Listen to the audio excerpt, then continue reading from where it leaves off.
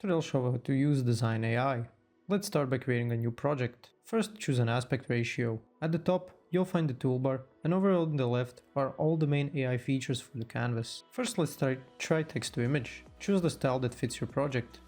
For example, the Flux model. Enter your prompt, and it will generate images of your prompt. If you want to add the image to your canvas, you can double click on it in the results panel. You can experiment with different styles and adjust the intensities to see how the image evolves. Now let's move on to image. Click import image or drag it directly into the canvas. To retain the structure of the original image, you can increase the structure match slider, then hit generate, and Dzine AI will produce 4 rendering versions. Another option is to let Dzine AI auto-generate prompts for your image using the auto prompt feature. Dzine AI also includes a vectorizer tool. Press the SVG button, customize your settings, and transform images into vector files. You can download the vector file when it's ready. Dzine AI also supports face swapping. Upload the face you want to use, click generate, and the face will be replaced seamlessly. There are a lot more options to Dzine AI, like face repair, inserting objects, or editing something locally, but these are just some of the basics of the things you can do in Dzine AI. Thanks for watching.